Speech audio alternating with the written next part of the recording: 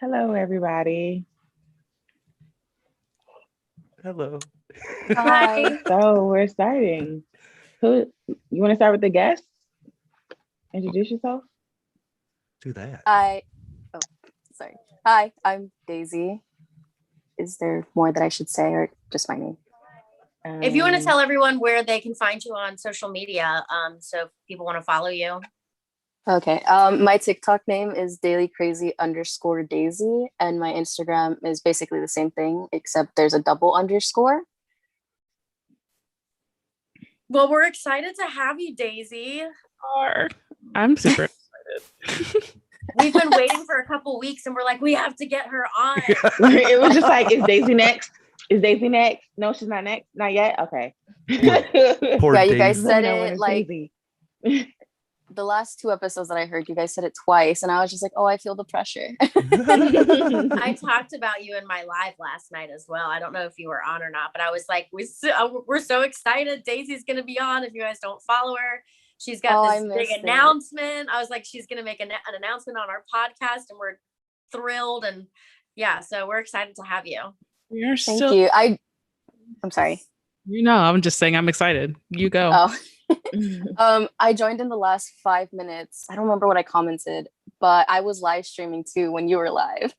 Oh, I felt bad because like last night I was hopping off when there were so many people joining. I think I had like almost 300 on, and I was like, I gotta go. Like it was 11. It was like past 11. I was like, I have to go to bed, you guys. This is late. That's funny. Hey, Daisy, what's your eye condition? I'm just curious about that. So I have glaucoma as my main eye condition, but the other 3 that I have is aniridia, nystagmus, and corneal opacities. Okay. Nystagmus is big all over TikTok lately. Yeah, but I don't have like the most severe nystagmus. For some reason, when I'm at the doctor's, it wants to go all wonky, but when it's like a TikTok video, for some reason, they stay completely straight. Oh, nice. Okay. Very I interesting. think that has something to do with videos because, like, when I'm in videos, I notice my eyes don't do the whole googly thing either. I'm kind of Brittany, glad they do don't. yours usually do that though? Not like they go to the right. I don't know my left from my right. I had to think about it.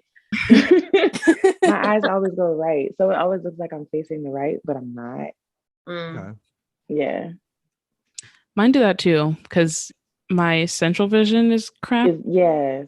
I So- only have peripheral, So when I'm looking, the clearest vision I get, it looks like like right now I'm looking that way. Like to yeah. people are always like, looking like, are you looking at me? He's like, what are you looking at? And I'm like, I'm looking at you.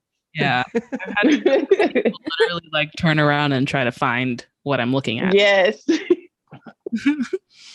I never understood that because it's like we're the only ones standing right here. I'm talking to you.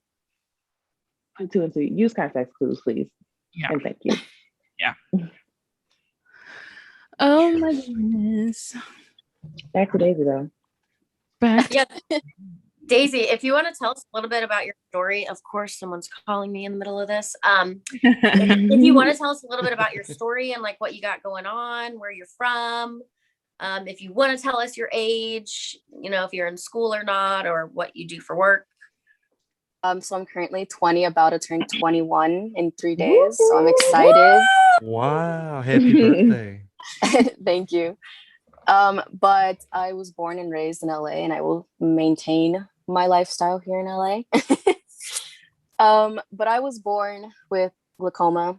They didn't know that I had it until about 2 months. But since then, I've had surgeries for cornea transplants on my left eye. They finally gave up, I think, once I turned maybe 2 or 3, but I had countless surgeries. Every time I ask my family, they're like, I don't even know. Just think of a number, multiply that by 2. And I went to, I went to a school for the blind when I was in preschool.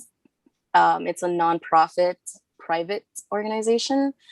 And I do work there occasionally, like as a volunteer. I'm a junior mentor, so I go there and I will talk to parents, or I'll get to play around with the kids and kind of just get to show off that I use my cane, even though I'm still very stubborn about it. Since I do know the whole entire campus, I'm like, I know that there's a step there. I don't need to use it. Right. But then they get mad at me and they're like, either you use it or you leave. So this is the thing that, well, yeah, because you have to be a good example for the kids. But suppose there's something sitting on the step and you didn't see it. Yeah. I actually have pretty good vision enough to see, like, if there's something on there. If it's like 2 different colors, I could for sure see it. If it's the same color, then I'm definitely gonna fall. Yeah. Right. Most, like for me, white and gray. Like, you know how like concrete stairs sometimes are gray? Yes. They just all blend together and it's like, what the heck? It just looks like one flat surface and the next thing you know, I go tumbling. Yeah. Same. I'm better about that, but when it comes to like glass steps at our mall, sometimes they're made out of glass or plastic and it's completely clear. Scary. Yeah, and the Glendale Galleria, apparently there's this spiral staircase and it's all made out of glass and everybody freaks out going up it because they're just like, we're gonna fall. Yeah. That's a very I would go nowhere near those stairs.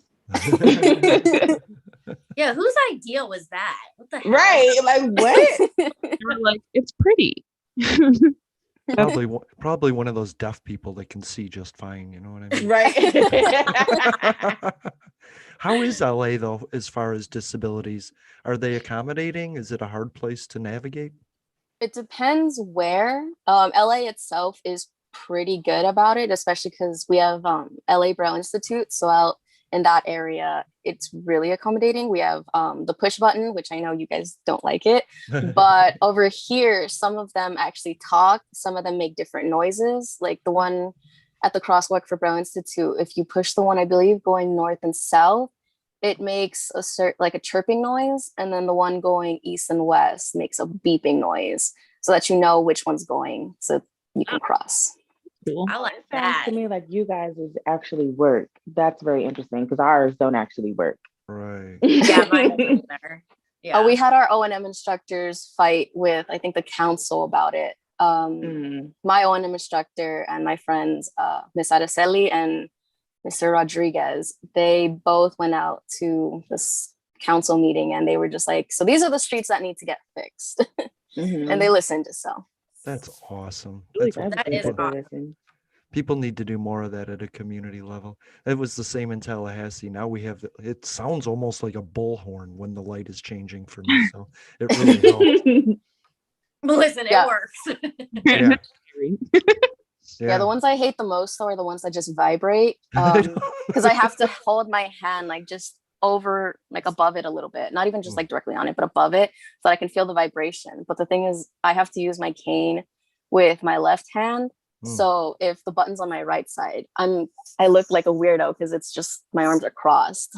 Right. But if you think about it, that's good for well, never mind. That's stupid to say.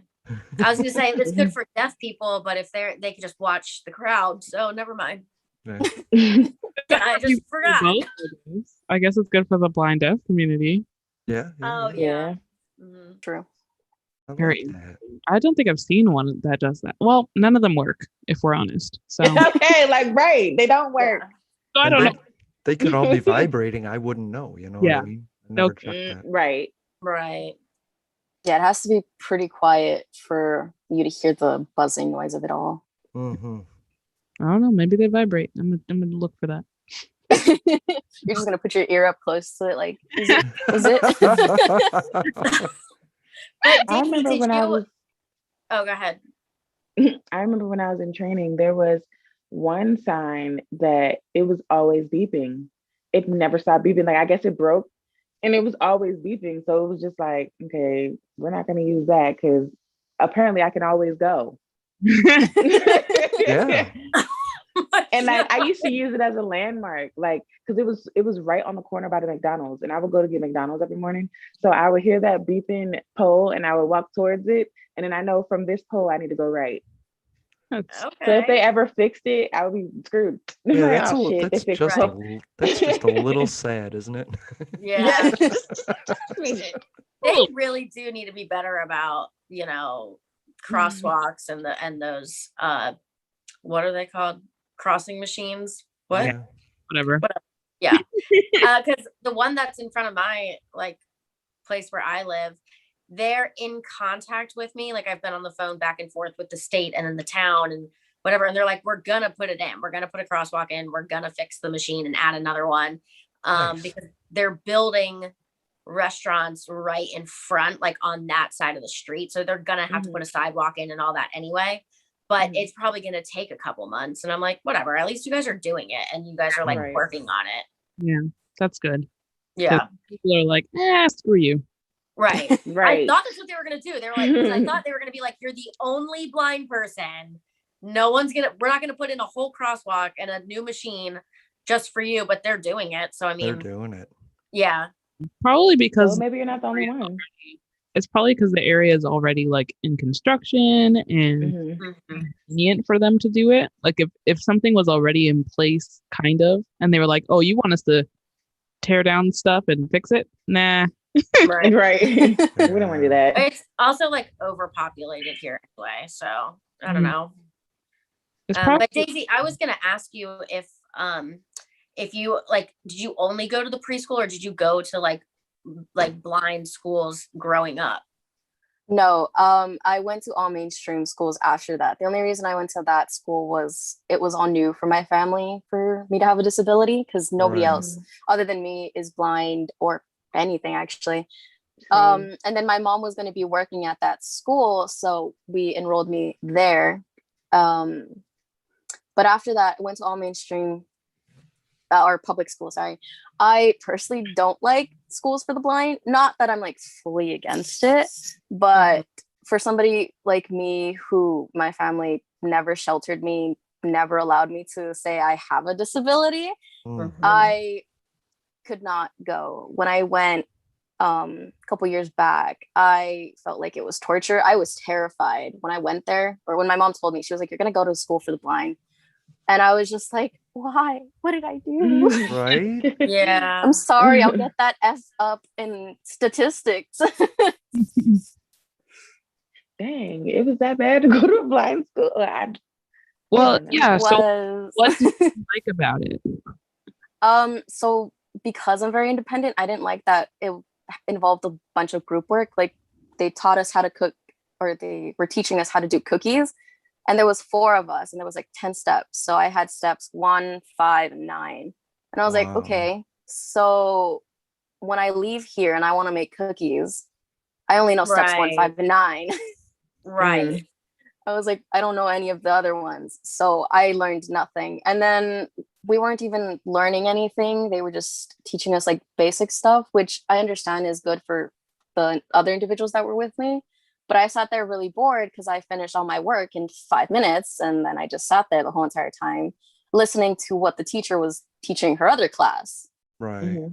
The only thing I got out of it was they took us on a tour to the Hatland Center for the Blind and Orientation Center for the Blind, I think it's what it's called. And those were the only things that I enjoyed because I had friends there. So it's crazy that while we're on the topic of going to schools for the blind, my boyfriend, he went to Colorado School for the Deaf and Blind. And he said that was a pretty different experience, but that was his first experience with other blind people, right? Because his family didn't treat him like he was blind. But then when they put him back into regular public schools, they put him in the remedial class because they didn't know where else to put him. And he was like, he said he always knew, like, I'm not supposed to be in this class. Right.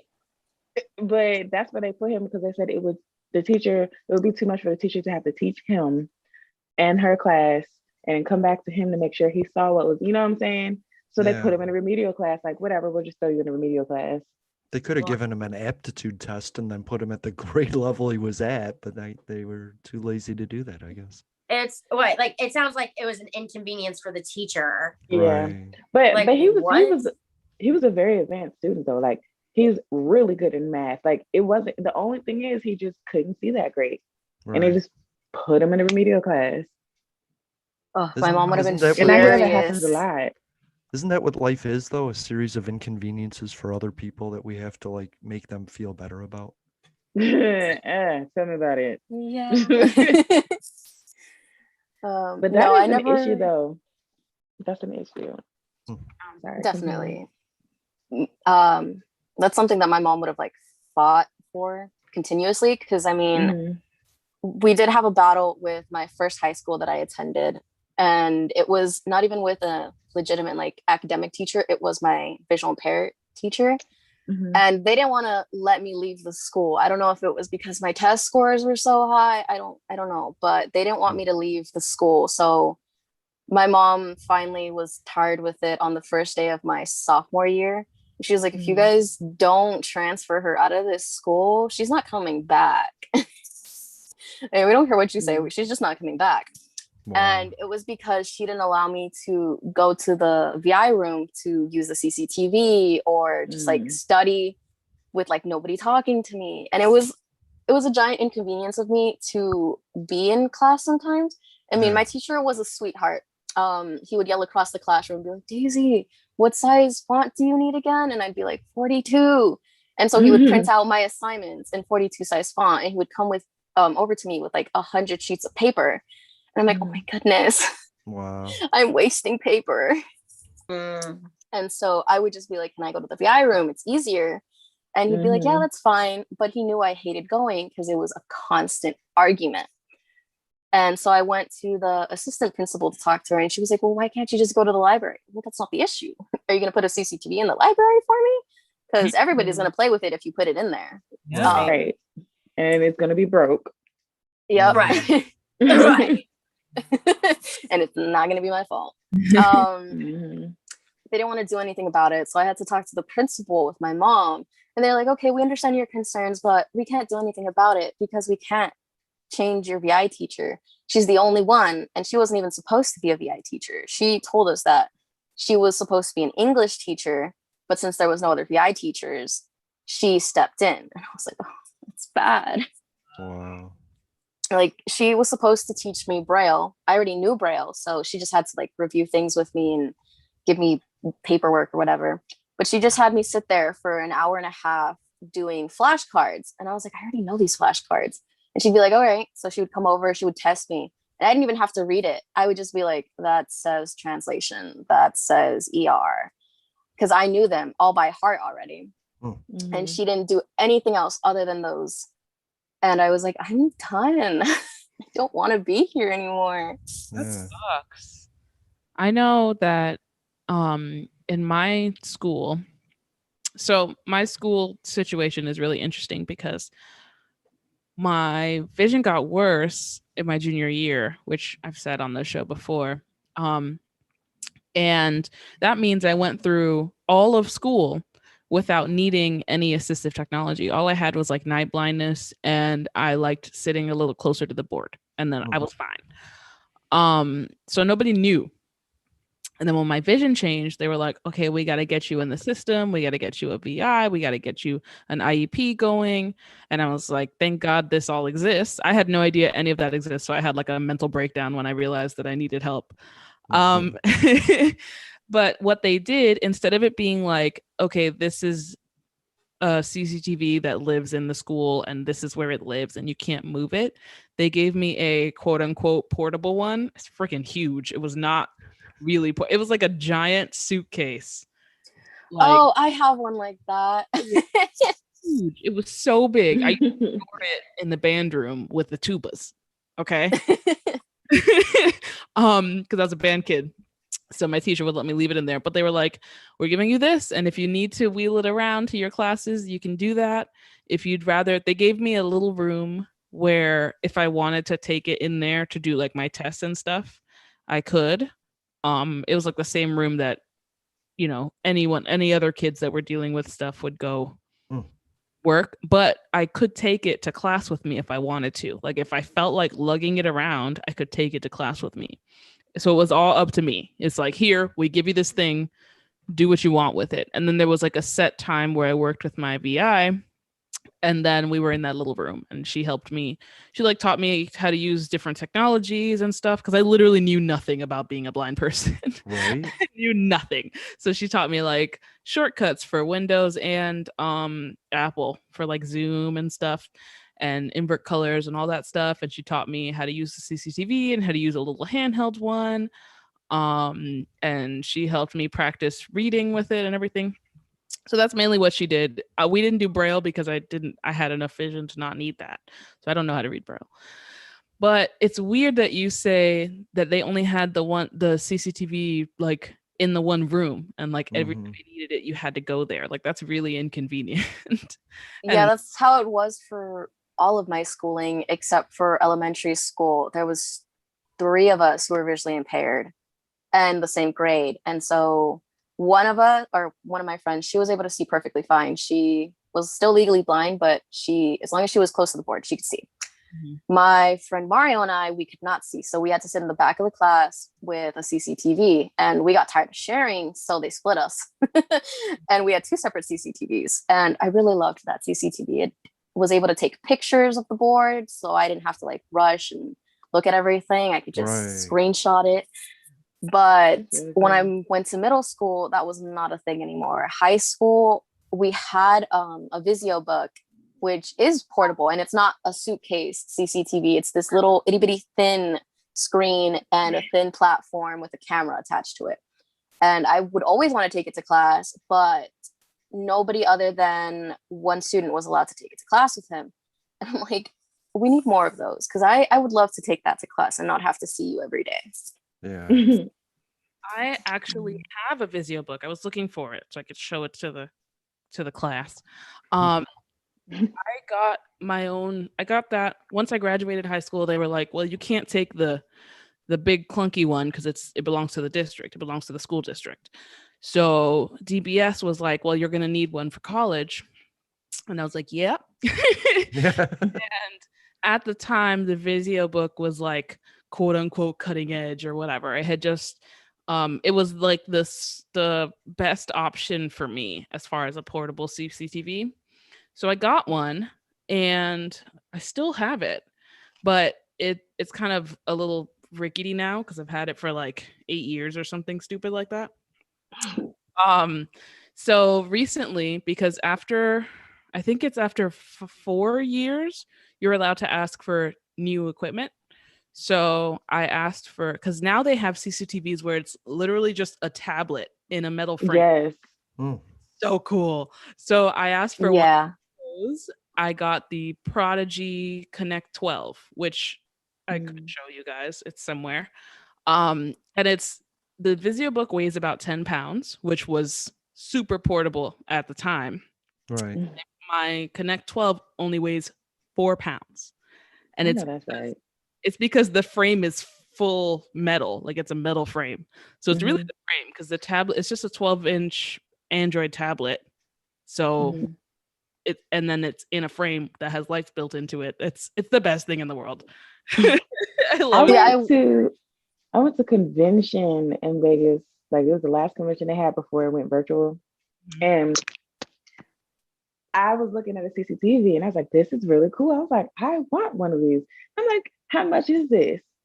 She said 10 grand. I said, never mind. I said, never mind. So expensive. Like, I'm good. Never mind. Oh, you know what? Never mind. My phone got a magnifier on it. We fine. We were actually close to meeting then, Brittany, because I was thinking about going to that, but I was like, no, never mind. I don't want to drive to Vegas. I actually met someone from Cali. His name was Miguel. I met him at convention in the Independence Market. But yeah, we were that close to seeing each other. No pun intended. So what types of things would you use the CCTV for anyway? I mean, besides school, you know what I mean? Yeah. Well, I'm really into working and doing stuff, so I would have used the CCTV to try to find a job and be like, look, I can do it. Even though I have an iPad and I've always had an iPad, so I'm very fast at typing and all of that, and I don't really need to see paperwork. As long as you can email me or I can just scan it, perfectly fine without it. But I did ask DOR for a portable one because they're always on my behind to do more or have like all of this accessibility, even though they don't actually do it as fast. So I actually asked for the VisioBug. They did not want to give that to me. They were like, "It's they don't." They actually told me that it's discontinued, and I was just like, "What?" Like, I was just in high school. I know there's one. Yeah, it is. If you wanted one, you'd have to buy a used somewhere. They stopped making them because there's why? Because there's cooler stuff now. You know, there's cooler stuff. But then they should still sell those or like give them or whatever for cheaper. Then you would think. Well, you have to buy them used. I've seen people selling them for like, $4,500, which is like more than half the price that it was originally. Wow. So I'm guessing that because it's not like Apple or nothing. Like they eventually stop producing them. Yeah, they can't afford to make the old one product and the new product. Like companies are much smaller than something like Samsung or Apple, where they can just keep making it. They can't do that. Yeah, they have to. They're like, well, we have a new product. We have to switch production up. They can't afford. So we're going to discontinue that one. Yeah. Unfortunately, that's how it works. So if you can't find one used, you can't find one because they stopped making. Period. I mean, if we ever meet, Daisy, I could give you mine. It just needs a couple tightened or whatever. Since you've used it. The part where the camera is that like flips outward, it's loose. So it just kind of falls back down. But it just needs like screws tightened. Yeah, I get that. You know, trade. Buy me lunch and I'll give it to you. Yeah, I have. Shy gave me a lemon. He's gonna write that on the back of it. You know how people with their cars on the back windshield it says so and so gave me a lemon. He's gonna say Shy gave me a lemon on the back of her little TV. Everybody would ask me about that. But since Jason, you asked what you use CCTVs for, I was teaching, and so I used it in my classes, and my kids freaking loved it. They were like, "Oh my God, what's that? That's so cool!" On the first day of school, every year, I taught there for 3 years, and on the first day of all my classes, I would introduce myself, even though I have some rollover kids from the year before or whatever.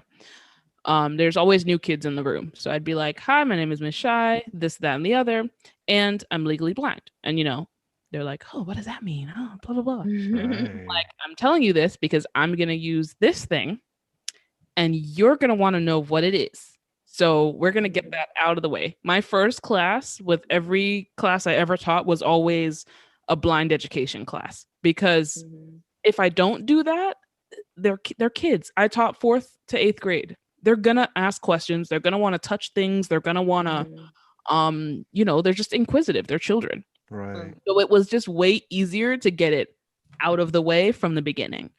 And then when you have good kids, it makes your teaching easier, that they know how everything works. When you have good kids and you're good to them and there's like a mutual respect, it's like they're helpful. Like my choir kids, I'd be like, "Okay, turn to the part of the song that does this." Because sometimes I look at the music, sometimes I don't. Sometimes the CCTV is dead, sometimes whatever. So they'll be like, I'll be like, "I don't know what page it's on." And then one of the kids would be like, "It's page 4, Miss Shy." And I'll be like, "Okay, page 4, everybody."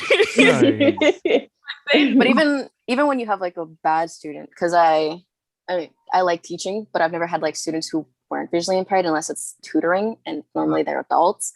Yeah. But even with like the bad kids, they have questions, and when they get intrigued by that question, you have them hooked, and then you can teach them something instantly with that.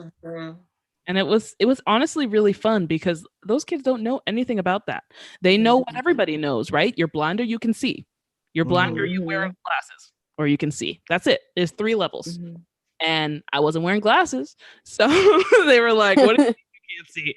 So I had to explain, and it always turned into a cool little education session. And I always like showed them the CCTV, showed them what all the buttons do. I would turn the camera so they can look at their face and zoom into their face and stuff. that is what I would do. I'd be like, let me see my nails. Yeah, they look.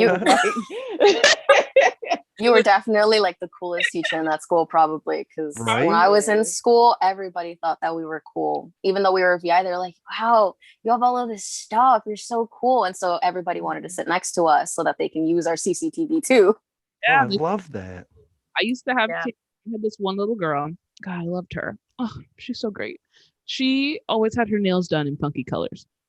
So she would like to put her hand under the camera and play with the filters to see what color the nails would change to. Because you know how black and yellow and blue so she would like to see how it made her nails look if she had a fun color on. So I used to let her do that. I told you that would have been me. Yeah. That'd have been me. And then one of my girls used to check her makeup in my CCTV. She'd be like, Miss Shaq, my eyeliner. I'd be like, you good? Like, go. Honestly, though, like, okay, only because like I haven't been blind, I've only been blind 2.5 years. Like when I was hostessing at like one of the restaurants across the street, like adults freak out. I think we've talked about this before. Adults don't acknowledge my presence whatsoever, but their children, they don't care. They'll be like, "What's that stick for?" Yeah, they're like, "Hey, what's that?" And then they look like that. And then they like color the piece of paper, at the table because it's a restaurant, whatever. And then they come up and they explain their drawing to me because their parents don't give a shit to listen, right? And they want, but like, if you guys are like teaching these kids, right? Because they're just like, whatever, they're gonna get older. And if they ever run into a visually impaired person, they're going to treat them like a human. Like a normal person, right? Yes. They're not going to think or look or act any sort like different way at a visually impaired person. They're just going to be like, okay, they're blind. Like, it's not going to mean anything to them. Yeah. Right. See, that's what I love about, sorry, go ahead. No, yeah. So that's why I love the school for the blind that I went to, because it's not just a school for the blind. It's called the Blind Children's Center. But they have all types. It's multi-disabled, no disability at all, totally neurotypical. So my cousins went there and all of them just graduated. So I don't have anybody in there anymore. But because they went there, they always help me out without actually like helping me out. They'll be like, "Oh, here, Daisy, like here's a cookie in front of you." I'm like, "Oh, thanks." And the most recent one was my cousin Cecily. We were at my cousin's funeral, and she was playing a game, and I was like, "Oh, what are you playing?" And I was like, "Come sit next to me." And so she was sitting on my lap, and she's like, "Oh, I'm playing Minecraft." And I was like, "Cool, what are you building?" She goes, "Oh, I'm building this house." She goes, "Here, look." And she put it like really close up to my face. She goes, "Can you see it?" And I was like, "No, unfortunately I can't." She goes, "Oh, is it because of the color? Like, here, let me change the color for you." So she changed it to like a lighter pink because it was a dark pink. And she's like, "Can you see it now?" And I was like, "Yeah, I can see it a little bit better." And she always does that with me. Like, she'll help me out. She'll be like, "Oh, be careful, be careful."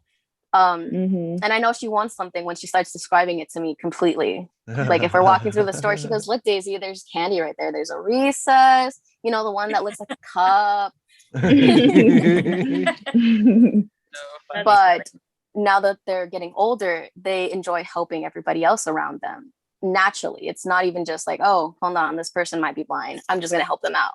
Right. Yeah. They're inquisitive about everybody and how they can be helpful, Yeah. That's neat. Yeah. Kids are fun. Other people's kids are fun. Yeah. Right. Emphasis on other people's kids. Right. Right. I don't really have much experience with kids since I lost my sight. I mean, I did do the Bell Camp with NFB 1 year. Well, I did it a couple times. But those children were blind as well. Like, I haven't really experienced sighted children. So they're cool. That would be interesting. It's definitely an adventure. Yeah. I do have a question for Brittany though. So I know you went to boot camp. Did any of your instructors or teachers, however you want to call them, were any of them blind or visually impaired also? Because when I went to Hatland, oh really? Oh, that's cool. Yes. Every single last one was blind. And I wouldn't have had it any other way, because who better to teach me than someone else who was blind? So, yeah. So Yeah, cool. when I went to Hatlin, my ILS instructor, he was not totally, so he was like legally blind. But it was very interesting getting to learn from him how to cook, because that's all I needed help with. I just needed to learn how to cook. I literally just needed to learn travel. I was just there to learn how to get around by myself. So I'm sorry, what were you saying? Oh no, that's fine. And so it was very interesting, because I would be like, so is it done? And then I'd forget that he's blind too, but he would like put his hand above it. He'd be like, yeah, that seems like the right temperature. He goes, is it golden brown? I would look down and be like, yeah, it is. He goes, yeah, so it's done. It's been 15 minutes. And I'm like, okay, cool. Oh, well, see, I was sleep shaded. So we were sleep shaded from 8 in the morning to 4 in the evening. So, and then I got in trouble and I had to be sleep shaded longer, but that's a whole nother story. But we're not gonna get into that right now. But so we're in the kitchen cooking. There is no, is it golden brown? No. Like chicken, if we were frying chicken, they made me fry chicken because I was literally scared of grease. And they were like, well, we need you unscared of grease. So we're gonna fry chicken. And I was like, oh crap. Like I used to have to learn to shut up, because if you say that you're scared of something, they're gonna make you do it. So that's life, by the way. If you say you're scared of it in your head, it'll just keep sending at you. Right. It's the universe, right? I would have said it on purpose, because I wanted to learn how to fry things. I was really wanting to learn how to make French fries, but we weren't allowed to fry things at our independent living program. Yeah, it was not allowed. So we fried. We had and they taught us how to use the deep fryer, and they taught us how to do it like the old school way in the pan and all that stuff. Nice. Yeah. And then I made the mistake of telling them, because like my grandmother she had dementia, so she was losing her mind. So she had a napkin on the stove, and she has a gas stove, and it caught fire, and like that just so we would be in class, and I'm like, guys, I'm just so terrified of something catching on fire, and whatever I have the sleep shades on, how will I know? So they were like, so we need to catch something on fire. I was like, no, don't. Wow. No, don't do that. And I was like, no, we're doing it. Wow. Honestly, that was my biggest nightmare working at the school. My biggest nightmare was a fire, because we're fire hydrant trained, because there's a special way to use a fire hydrant. Yes. So I'm fire hydrant trained, because you have to when you're a teacher. They make you do like a little workshop. But I was terrified, because I'm like, there's different ones, and they got different labels, but they're also different colors for like different things. Like like a blue one and a red one. Yeah. So like, I don't want to ever have to that and CPR. Oh my God. So, when I was a nurse, we had to do the CPR. But so with the fire hydrant thing, I feel like they would have to do something like put braille on it, so you know what color it is, or put it in a certain place, so you know this one is red, this one is blue, this one is black. So you know what I'm saying? Yep. Yes. I like things in different places. I don't want them all lined up in a way I can't identify them. I want to know that that's over there and that's over. Yeah. Right. And the first that's step, how you would have to if do you're that. blind, the first step to cooking with grease is get a pair of glasses, even if they're fake.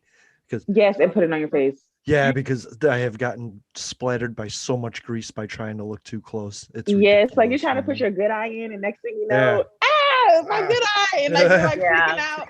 Yes, trust me, I know. I guess that's the perk of being farsighted. I don't have to do that. Wow. That's wonderful for you. Trust me, it's a struggle. Yeah, struggle bus for sure. I actually have a little oil burn on my leg. It's very small. I was making quesadillas and I flipped it. My boyfriend told me not to flip it towards me, but your girl still dense. Listen, just hard-headed, that's all. The first two right, and the third one, I was just trying to get it cooked, so I forgot, and I flipped it, and then it like splashed up, and some of it got on my thigh, so I have a little tiny oil burn on my thigh. Souvenir. And he told me what I like. I was like, he told me to put aloe on it. I didn't. I forgot. See, what I like to say about my household is all of us in my place, we all know how to cook, but we all started at different ages. And I like to say that we don't know how to cook until we burn ourselves, because none of us fear the oil splattering. I remember when I first made an omelet, I was like, ooh, oil hit me. That's fun. And I was like, hey, I know how to cook now. So when I was in training, this is the funniest thing. So we had apartments that we all stayed in or whatever, and everybody had a roommate, whatever. But we would all go to each other's apartments, and like one of us would cook dinner. One of us would host dinner, right? We did it every Sunday. So this particular Sunday, my friend Earl, who later on when we got out of training, he ended up being my roommate for real. But he was cooking, he was hosting Sunday dinner, right? So he was frying chicken, right? And so we're all just hanging out, talking, laughing, listening to music, and he was cooking. And I was standing over by the like the island, and I all of a sudden I just see this big pillar of like a flame. And I was like, what is happening? I was like, is that a flame? So I walked closer and I'm like, oh my God, it's on fire. I was like, is there a napkin or something? So I guess some of the grease spilled out the pan on all over the stovetop. Oh, God. And then it caught fire. The whole stovetop was on fire. Yeah. When I say I was running back and forth, like, oh, we're gonna die. And he was like, Brittany, sit down. And I was like, we're gonna die. Like I was just so I'm running up and down the hallway, like, oh my God, he's trying to put it out with the towel or whatever. And then like the guy who lived next door ended up bringing a fire extinguisher over. But we got it out, thank God. But I really, in my mind, we were gonna die. So what did y'all end up eating that night for dinner? Because it wasn't the chicken. I know. So no, we ate the chicken because this is what happened. The fire, I don't know what it did, but that chicken was good, y'all. We still ate that chicken. It wasn't burnt or nothing. Brittany's like, I know the trick to make fried chicken. Yep, set it on fire. So let me tell y'all how I know we are real fat. This is how you know we fat. When the fire started, the first thing we did was took the chicken off the stove because we didn't want it to burn. Yeah. That's the first thing we did. He was like, "Let me get the food off the stove," and he sat it over by the sink, and it was so hot that it was still cooking. And then we took care of the fire, and then afterwards we were like, "All right, y'all ready to eat? Come on, let's go." Nice. That's how you do that. And that was probably the best chicken he ever made, to be honest. I have a fire story. Mm-hmm. I was at my mom's house and it was taco night. That's night, Taco Tuesday. Mom likes to toast the taco shells a little bit. So she threw, it takes like 10 seconds because they're so dry that you don't want to leave them in the toaster oven too long because they will burst into flames. So, well. So she put them in there to toast them up, and then she started doing other things, cleaning up because all the stuff was done cooking. So she was like putting the pan in the sink and like making sure everything was ready to be served and stuff. Next thing you know, me and my sister are talking, and we look over, and there's a little flame in the toaster. Oh Lord! My sister runs to the kitchen and is like, "Mom!" I was like, "Oh my God!" Because she had her back to the toaster, so the sink, she was at the sink and she totally didn't see it. So that we had to my sister ran in and grabbed it and threw it in the sink, and it was so hilarious. No more toaster oven. Y'all had to get a new one. Well, the toaster oven was fine. Funny enough, no more taco shells were black. Oh Lord! Oh no! Garbage. Yeah. But look, it was just Cajun. That's all. Don't even worry about that. This is a little burnt. You'll be all right. See, I've never burned anything down, but my family, well, mainly one of my brothers, he always thinks that I'm burning something down. I don't know what it is about me cooking, but something can be undercooked, but for some reason the whole entire house is just filled with smoke. Right. So he freaks out that I'm burning something. He's like, "Oh my God." I'm like, "I just put it in the pan. There's nothing burning." Yeah.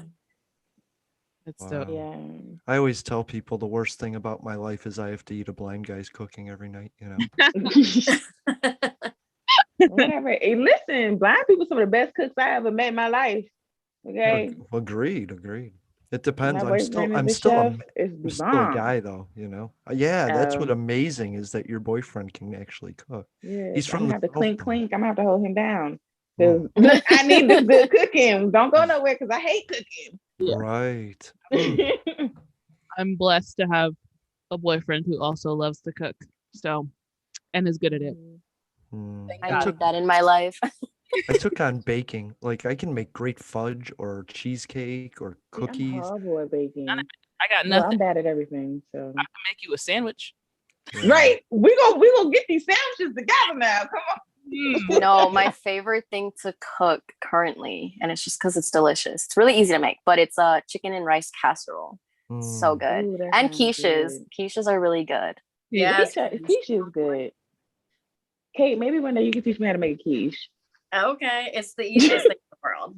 Yeah. I was so worried about eating a quiche though, because we had made it like a couple days ahead before our skiing trip, because we weren't going to have anything to cook on. So we made like this chicken tortilla thing casserole, and then we made quiches. And when he was telling me how to make it, I was like, oh no, there's eggs in this? Like this is just all eggs? He's like, yeah. Yeah. And I'm like, and we're gonna put this in the fridge? He's like, yeah. And I'm like, yeah, I'm not eating this. I was like, I don't eat my eggs once they get cold, like 5 minutes later. You really think I'm gonna eat this a couple days later after we made it? No way. And he was like, no, like you're gonna have to try it. And I'm like, I ain't getting salmonella. But I was like, what smells so good? And they were like, here. I was like, okay. So I took the plate and I was like, I think it's the quiche. It looks like the quiche. I was like, fine, I'm hungry. I don't want a bagel today. So I ate it and I was like, oh, this is really good. So guys, we're at the 15-minute mark. Already? You're lying. Okay. Well, I know. I didn't want to interrupt anyone's stories, but I did want to ask Daisy what she's got going on now. She wants to talk about her group that she's together. So we decided to start a group. It was not my idea. I wish it was. I can't take credit. But my mentor from Disability Solutions International had messaged me one day. He goes, hey, so one of our other students had come up with an idea to have an LGBT group with people who are disabled. And I was like, oh, that's a great idea. He goes, do you want to be a part of the planning meeting? Like, do you want to join? And I was like, I would love to. I want to do something like this. I would love to. So I joined. I didn't think I was going to be a speaker. I just thought I was going to be there to help out, plan whatever was going to go on. And then I would be one of like the participants. Right. But he was like, all right, so you three are all going to do this by yourselves. And I was like, oh, I'm in this too. So I was like, cool, I get to be a speaker. But basically our name is Cuties, but it's spelled QTDIES, which stands for Queer, Trans, and Disabled Individuals for Equality in Society.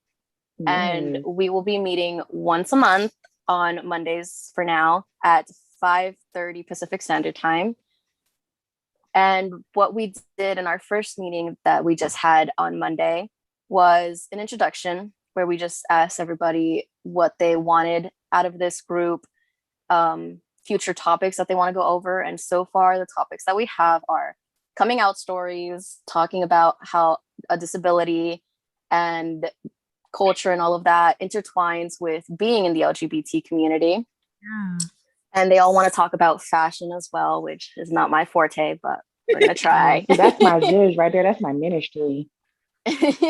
I really do love the intersectionality of it though, you know, having I'm trying, that's what I try and do is teach people that there's disabled people in your group. You know what I mean? Like we're everywhere, and so we're kind of a glue behind everything. So I really like that you're addressing the disability and the LGBT stuff as one, you know? Right. Oh yeah, I definitely can't wait to go over that. Because the part that I have noticed that intertwines with it is a lot of people assume that like that we're all just queer for the sole fact that we can't see. So we only care about personality. And I'm like, no, there are people who are blind who know who they are and know that they only like the opposite sex. But I was definitely one of those who I was like, I don't care for how you look, who you are. So I just like everybody. Yeah. And it really confused me for a bit, but I was like, no, it's fine. It's normal. That's go ahead, Shai. No, I mean, I was just gonna say that like it's really cool to be making that connection, because in my experience, people tend to separate disability and sexuality in Yep. people as if we're not human beings. Yeah, it's like disabled people don't get turned on. They don't have sex. That's a damn lie. They don't right now. It's like for some reason people are like, "Oh, you're disabled? Okay, you can't be a sexual creature." For some reason. I don't know what that is. Every disability, people who are in wheelchairs apparently don't, like people, deaf people, everybody. They're all like, if you're disabled in any way, people completely discredit any sexualness. They're like, no way, you can't do that. Yeah. Right. You can't do it, or somebody wouldn't want to do that with you. Who would want to, which is disgusting and insulting and terrible. It's so insulting. Yeah, but that's something people like. Nobody wants to do it with a blind person or a paraplegic or an amputee. Like, how rude. Like, what? Right.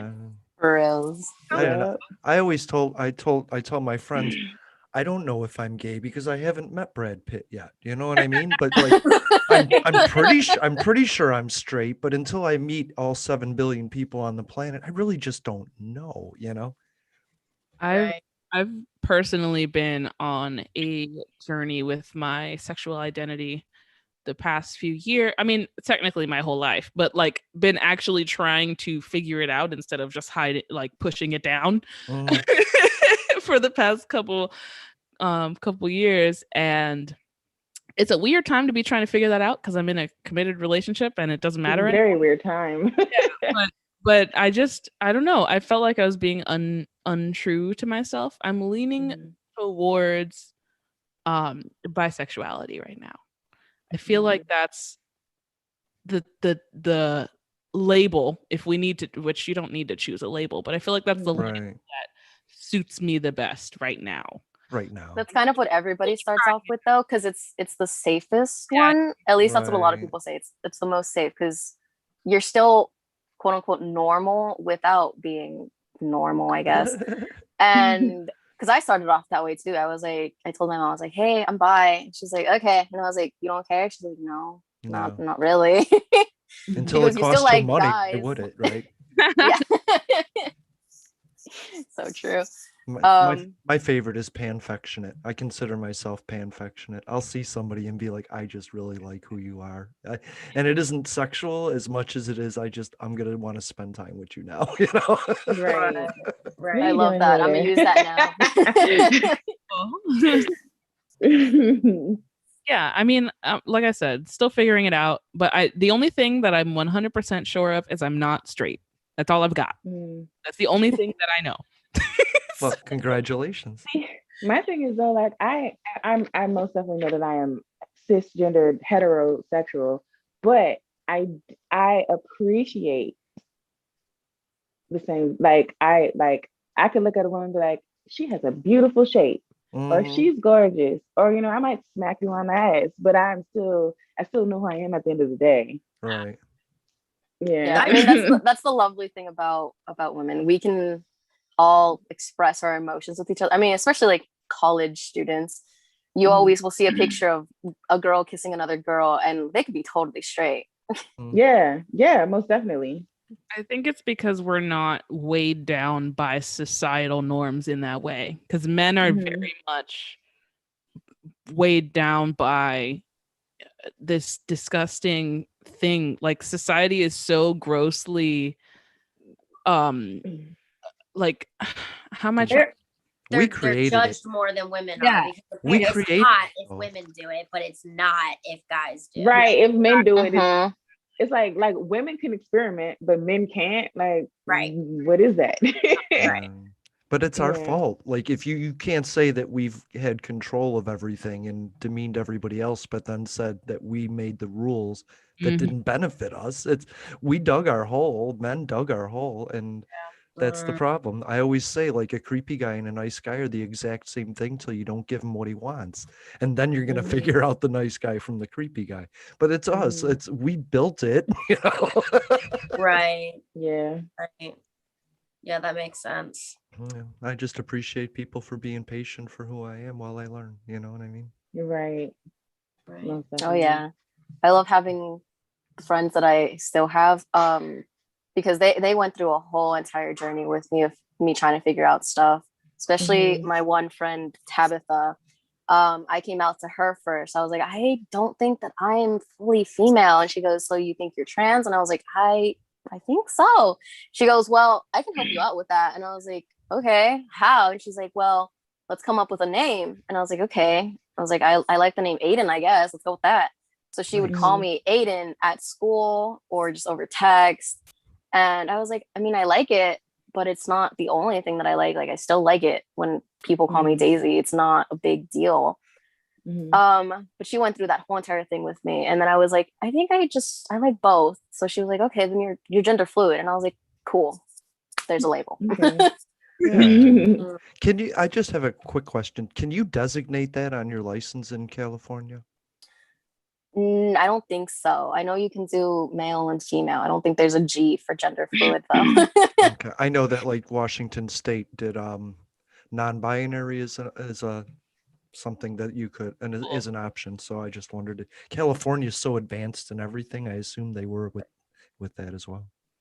I feel like instead of doing a letter like M, F, or N for non-binary, it should just be your pronouns.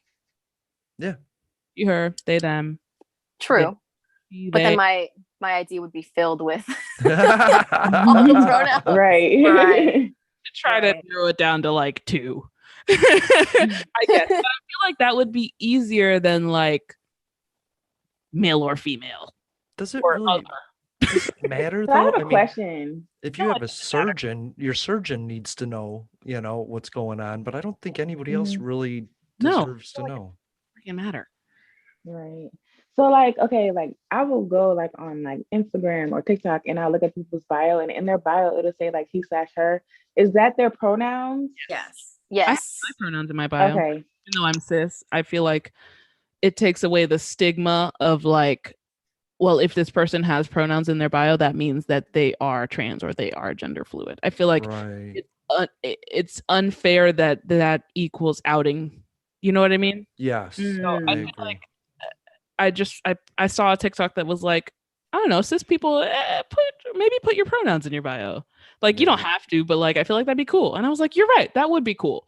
So I did it. So like I could put like she/her because those are my pronouns. Yeah. Yep. Oh, okay. Because I kept saying it in people's bios. I was like, what are we doing? Are these our pronouns? I don't I don't know. I thought maybe you're just like this is what I'm into. But you're also still allowed to use they there. You know what I mean? If you chose to. Yeah. It wouldn't undescribe who you are. That's the thing. You know what I mean? Whatever works. Right. Yeah.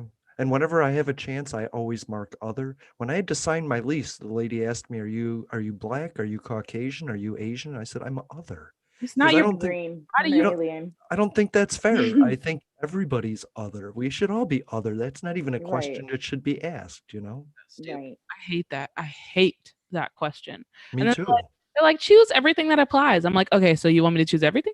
Because what if everything applies? Everything. Because technically, I just did the ancestry test. I'm more than half white. Y'all crazy, right? I know. I was like, well, I'm gonna start checking white. On the I'm white. You can't tell me I'm not. I got this test here because otherwise. So treat me as such. You're just perfect, Brittany. You're just treat me as such. So annoying. Because since I was a child, I never know what to choose. Because like I'm Black, right? Mm-hmm. But my entire family is from Nicaragua, which is a country in Central America, a Hispanic, Latin American country. So my family is Hispanic. We all have dark skin. And we all, because, we, at the end of the day, came from Africa, but it's a Hispanic country. So I'm Hispanic. So I was like, do I put Hispanic? But if people look at me, I don't look Hispanic. Like, since I was a kid, I've always had this, like, what do I put for this stupid question? Right? Like you're over there having like a whole debate with yourself. I had a friend in high school. Her name was Jessica. She still is. She's gorgeous. And she looks white, like her hair, everything about her, you would never know, but her mom is Black and her dad was white. So she's half, and like, no one knew. You would never know. And so like, she would talk about how, like, if she were to fill out something, I mean, she's literally half Black, half white, but you would never know that she's half Black. You would never know. And like, she's like, I usually just put white because if I put Black, people are like, that's confusing. Right. Yeah.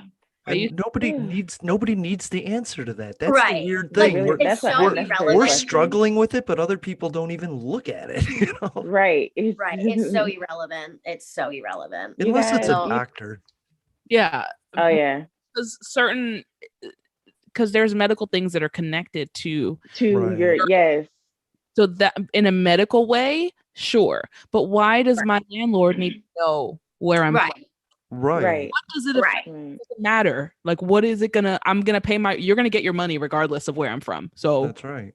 But then how do y'all feel about when you're filling out college applications? Because that is, you know, you have a 4.0 and you're going to the good, I don't know, Ivy League college, and like they want minorities in there. Yeah. So like, that's like a benefit, right? It's weird with college. See, but that's what I don't like about it, because I feel like it's not fair. Because, for example, your friend that you said, she marks white because they're confused. But if she wanted to go to that college, she would mark Black to get the benefits. I don't get to pick and choose. Right. Yeah. You know? I think it helps balance a system that was tilted to favor Caucasians mostly. So I'm in favor of giving everybody, I think everybody deserves education. I think having to pay for it, having to hoard it by yourself so you can give it to the people that you believe deserve it is wrong. I think every college course should be free. I think people should be able to have a class to decide whether they like it without spending $5,000 to find out. And then I think further education, that might have to cost something. But I think I should be able to go find out if I want to be a nuclear physicist for a month. Right. And if it isn't for me, then it isn't for me. But at least we know. And we would find more people. We would find the next great people, the next Einstein, the next John Lewis that way. And that's what I like. That's why I podcast, is to get information out there any way I can. You know? I would love it if we could do something like that, because I've been stuck with, do I want to continue with child development and go into orientation and mobility as my career, or do I want to go into business? Because I mean, I do want to own my own business as my career. O&M is just the fallback, because DOR wants that. They don't want you to be an entrepreneur. And I've asked her, I was like, can I take business classes? And she goes, well, you have to see if it falls under your GE so that you can take your GE and it won't affect anything on your like educational plan. And I'm like, okay, that's I'll try, but I doubt it. You know, I have to take a science and I have to take a math, and that's pretty much it. I can't replace math with business, because it's just not going to fall under the same category. That's a shame. School is so weird. Yeah, on that note, y'all, it's 3:30. Just letting you guys know. Aww.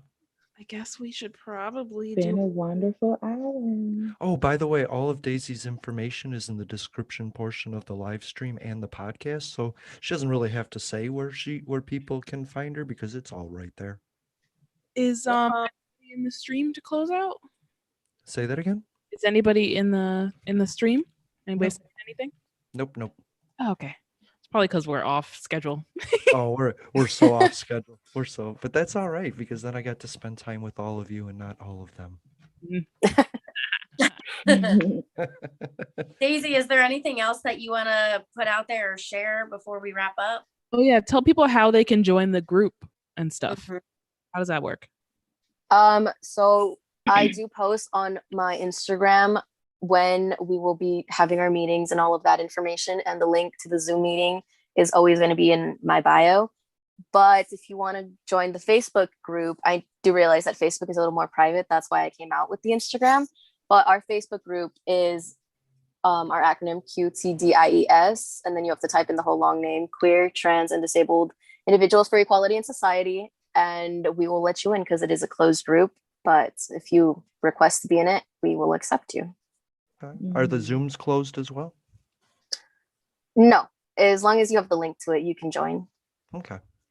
I clicked the link today to see what happened, and there was nothing there, but I was like, I wonder if I could get if it's open access. I hate being that person that just jumps in to see what something's about, and then suddenly you're involved with everything.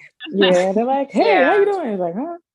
Yeah, I will definitely try to plan out a day where we can have allies come in so that everybody can ask questions. But for now, they want it to just be people who are specifically in the LGBT community. Even if you're just curious, you can join. Of course. That's how we started. I wanted to say disabilities, but we started with blind. You know what I mean? Mm-hmm. Yeah. You're awesome, Daisy. Thanks. Yeah, you're so good. Yeah, thank you for being here. And thank you for doing what you're doing for the community. And it's awesome. It's fantastic. Thank you guys for letting me, or girls, sorry, thank you for being on this podcast. No problem. Oh, I love every single one of you guys. Thanks. I think Caitlyn was the first person I found, and I was just like, "Oh, who's this?" Yeah, who's this wild one? I was creeping your page, Daisy, and I was like, Kate, she loves you. And I tagged Kate, and I was like, look. I saw that. You made me so overwhelmed because I saw that you had liked a bunch of videos and then you commented. I was like, oh, I need to go like her comment so that she doesn't think that I'm ignoring her. And then when Kate commented, I was like, oh, shoot. And then everybody else just followed after. And I was like, oh, no. Yeah. Wait. When we find somebody awesome, we're like, guys, look. And like, we just share the profile and it just goes from there. Yeah. Wait, did you tag me in videos, Daisy? I don't see anything. I'm the worst. I think I tagged you in 2, maybe. Damn, have I seen them? Probably. I sent it to you, Kate. Yeah, we did. One of them you did? She said you commented on it. It's okay, I commented. Okay, I thought so. But and then she had tagged Elisa, and Elisa didn't see it, so I sent it to Elisa. Yeah. Oh my god, when you did that, I was freaking out. I was like, oh my goodness, she's gonna see it. I was like, oh nah, y'all coming over here to come show her some love. Come on. That is. I mean, I don't pay attention to anything. I just found out that so I was following Shy. And then I'm like, why does her stuff never pop up on my For You or my following page? And it was bothering me because I used to have to like creep her actual page to find videos. And then I went again last night and I'm like, something's not right. I'm going to go just, watch all of her videos and start liking stuff. So to, make the algorithm, and then it said like follow back. And I was like, what the fuck? I was like, I was so confused. I was like, and then I was like, did she delete me and then re-add me or something? I was like, did I delete her? Did I unfollow her on accident? Like, what did I do? I blocked you. No, I'm kidding. I just can't believe it. I was like, what the hell? I was so mad at myself. Did you guys ever? Sorry. It's a small app on a small phone. You know what I mean? Stuff happens. Yeah. I delete messages and I'm like, oh, I didn't want to delete that one. Like I've done that. I have absolutely done that. I had this big long conversation with Dave and I was like, don't worry, we'll get to you, and then deleted the message. I was like, oh no. And I didn't know how to find him. All I knew was Dave because that's all I read in the name. But then he messaged me back and I was like, thank you. Yeah. Did you guys ever figure out how to do the dual thing? Because if you guys need help, I could always look at it for you. We sure did not. We did not figure that out at all. We don't have the button. I don't have the button, but I also don't have 5,000 followers. So Yeah, but I don't either, and I did it. I was using it with my boyfriend. That's so weird for me to say. And we both only have 1K something. What? So why don't I have the button? I'm gonna see if TikTok needs to be updated. I have it to auto. I updated my TikTok and still I'm like, okay. I don't stuff on auto too, and I didn't get the button. I don't know what is up with it because my friend who is verified on TikTok, she also doesn't have it. So we don't know what the issue is. Okay, so Shy, I remember you saying that you would have to go to something in your settings and turn it on. Well, I thought that, but it's okay.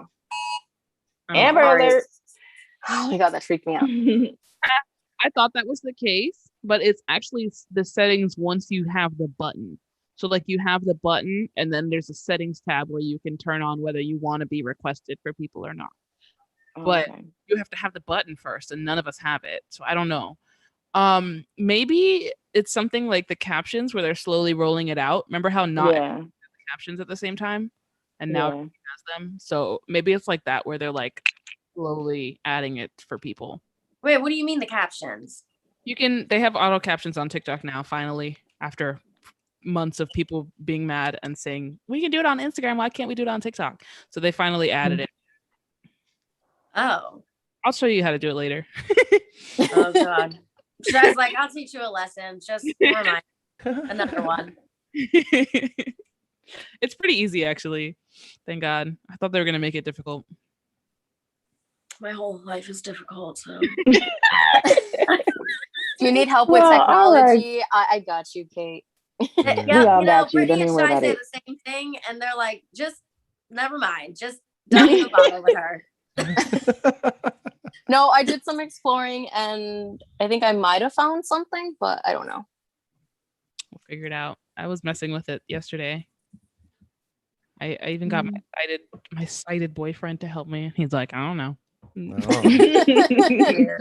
babe. Nice. Well, I guess we should mention Caitlyn's modeling career now that she's here. Yes. It's not a modeling career, you guys.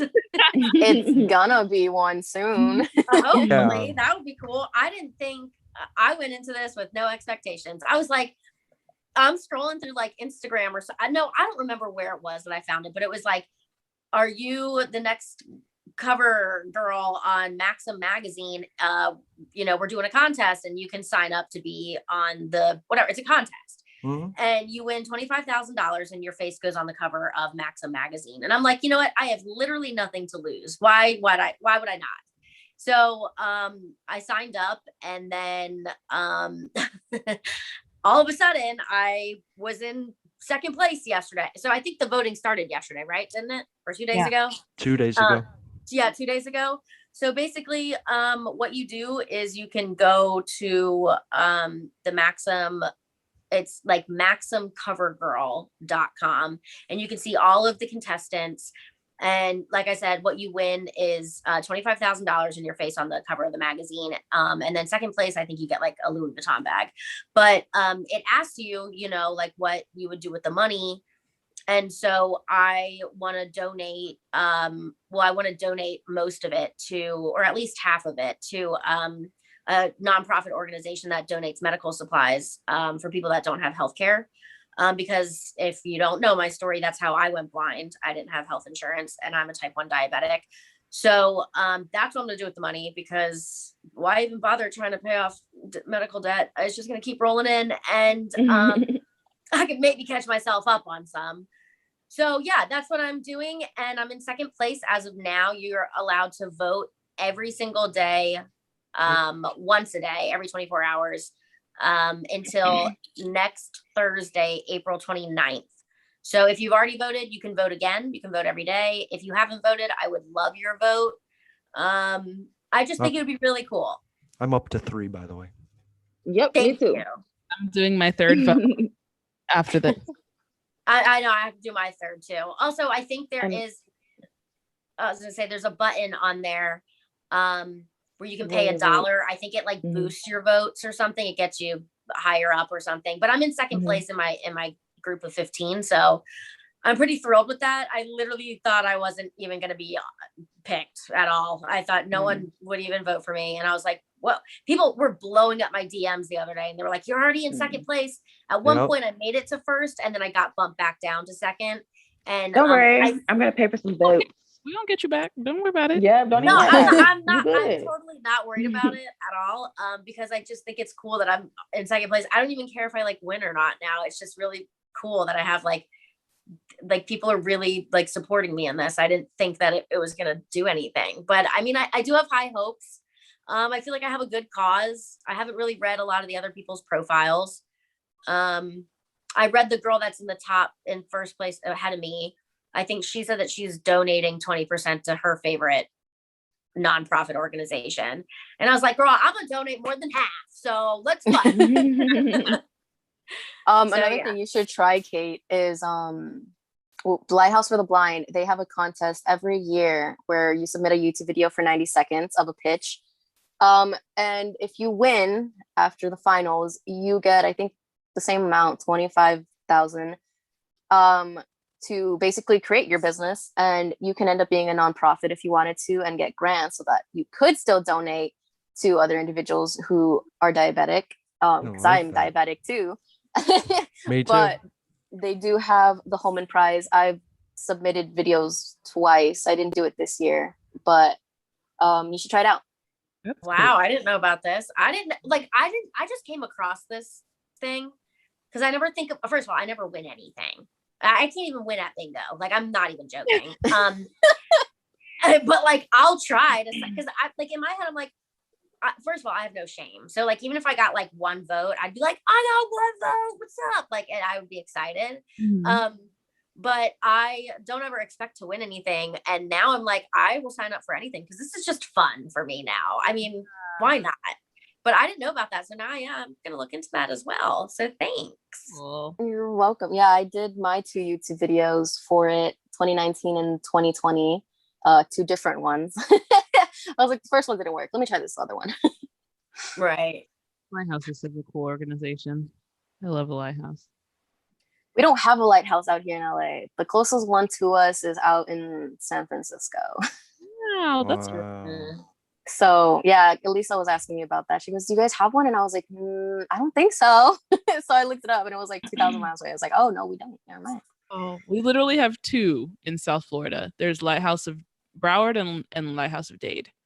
And then once you get up, I think there's one in Orlando somewhere. We have, because Florida's California's a huge state too. That's really right. How dare they? Yeah, we have what is known as Wayfinder Family Services. I don't like calling it that. I still say it's Junior Blind of America. And then we have Braille Institute, LA, Santa Barbara, Orange County, yada, yada, yada. And that's pretty much all we have realistically. Just a patchwork, no real mainstay, right? Yeah, like if you want services like O&M or any of that, you have to speak with your DOR counselor. There's not a legitimate place to go for it unless you go to an independent living program like Hatlin, OCV, or DPI. Interesting. I want to. It's nice to know that California's backwards about something. You know, I always thought they were so progressive. It's nice to know that there's still something to fix there. You know. Yeah. Oh yeah.